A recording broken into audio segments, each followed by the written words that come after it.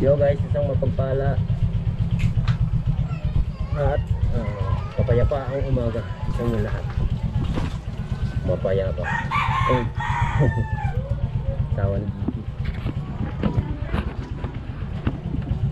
Tara na guys. Magandang umaga sa lahat. Mapagpalang umaga at kapayapaan sa ating lahat. Kapayapaan ng puso, isip at ng sarili. Yan. Palagi po tayo mag-ingat.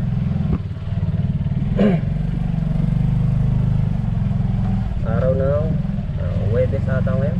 Huwebes. Oo. Ngayon lang ulit po nakapag-vlog.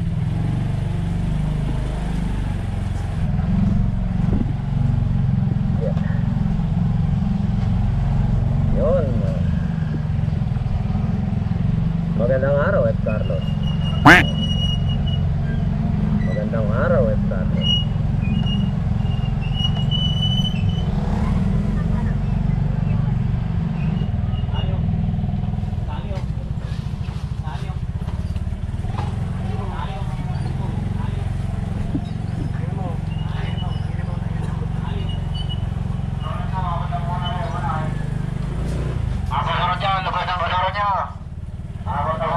Magandang araw, F. Carlos. Yan, at sa lahat ng mga nanonood sa akin, shoutout po sa inyo. Yan. Pamingat tayo lahat at panayang ulan sa araw-araw. Pamingat po tayo lahat. Kaya magpapagutom. Lalo na yung mga nag-drive ng motor. Yan. Ang nakaraan lang, may nakasunod ako na nagmumotor kasunod ko sa Abad Santos. Ang bilis, maulan, maambon, madulas yung kalsada syempre. Ang bilis ng takbo niya, nauuna siya sa amin Yung, humabol siya sa balak niyang habulin pa yung stoplight, pahinto na biglang nagpula. May mga enforcer sa unahan, di nag full brake siya. Di ang nangyari, siyempre tendency nun i-slide ka. Di hindi niya na-control yung motor niya, umi-slide nga. Semplang siya. Ayun, basag-basag yung mga side mirror niya, saka yung fairings nung nung motor niya na Honda Click.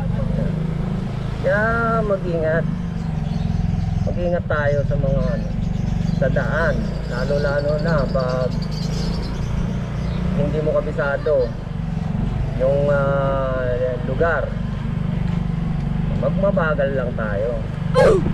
Tapos wag na nating tangkay na habulin pa yung ganun, yung stoplight. Kung natin papula na, magmarahan na lang tayo.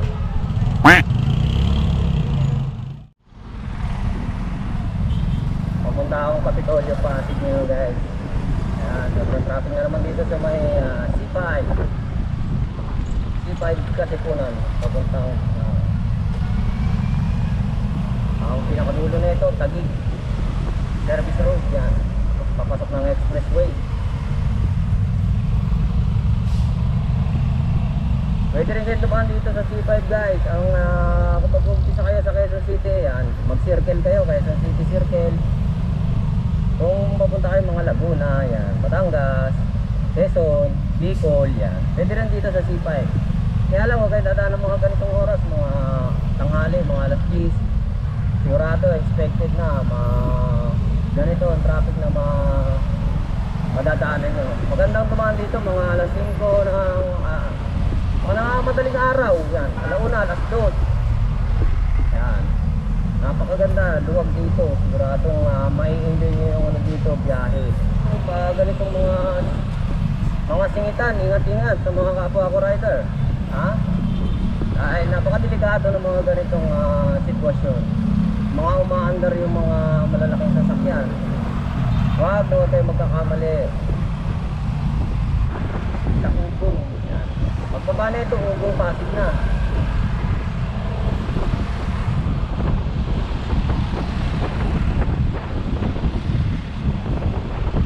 Kapitolyo yung pupunta ako eh.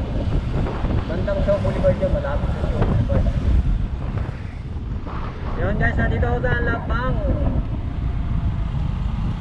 Ang dami ko palang hindi na record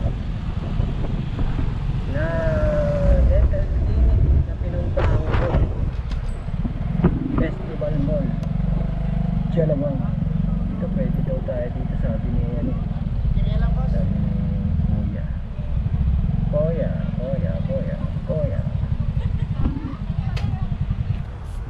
Bali, ilan lang itong lakad ko. Papaalam na pala ako sa inyo. Iwan ko to dito. Yan guys, kukuha nga pala tayo dito sa Genesis ng parcel. Galing ng Bataan to guys. Ayan o, Genesis.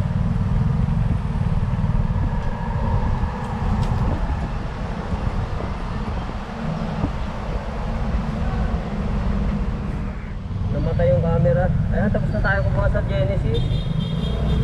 Diretso naman ako Makati ngayon. Ikot lang ako dito.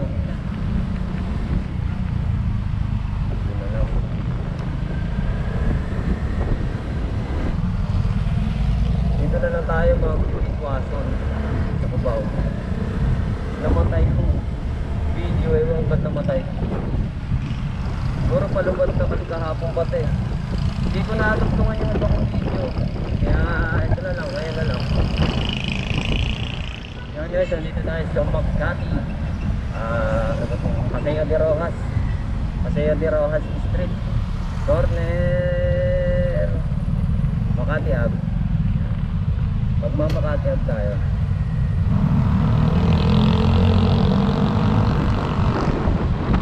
Kaya maglalalapo tayo. Magandang araw, lapo-lapo.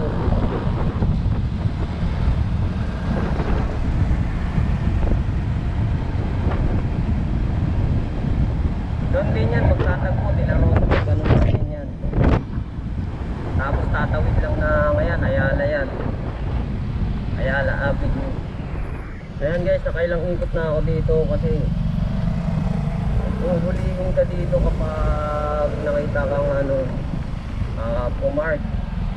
Kung nakita kang umalis saglit sa motor mo, talagang napakahigpit dito sa Makati na to. Better Makati. Ito nga, may nahuli nga eh. Kumuha lang dun sa may bandang ano ba yun? Ano bang store yun? Yung rider, kawawa naman. Dito papakita ako sa inyo ha. Kumuha lang nung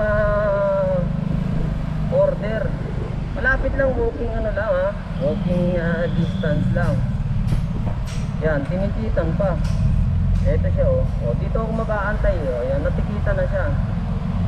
Yan, natikita na siya oh. Kaklamp nga sana siya eh. Kawawa naman. Ayan oh. Ito sila oh. Active na active oh. Natikita nga ba? Oo. Kaya nga eh, nakita kanina eh. Ang lapit-lapit lang eh no? Lapit-lapit lang, tinikitan ka pa.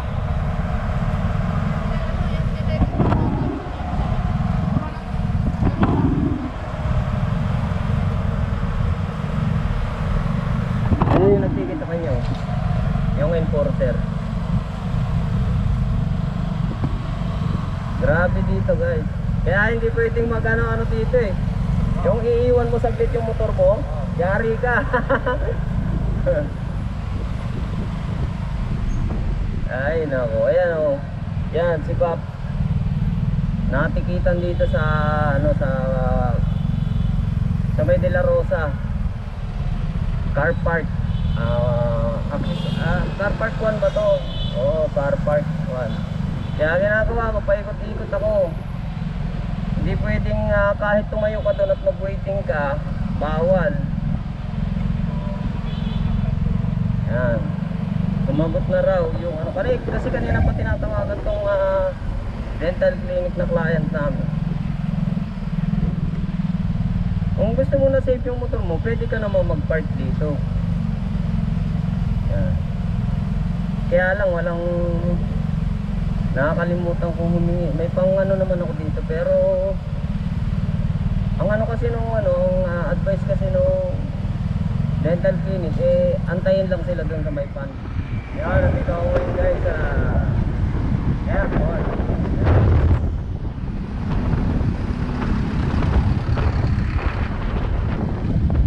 Magpipick up naman ako sa Cebu Pacific. Yan, Cebu Pac. Yan o, International Cargo Terminal. Pag magpipick up kayo, ito kayo sa International Cargo Terminal yung hanapin nyo. Yung sa cargo.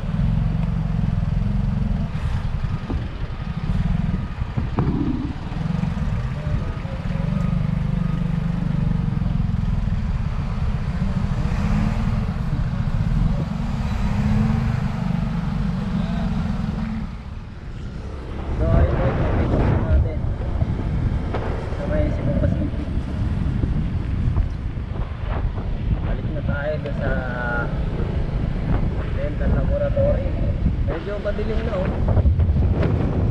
Parang ulan na naman. Medyo maaga pa. Alas 3 pa lang ata. Alas 3 ba?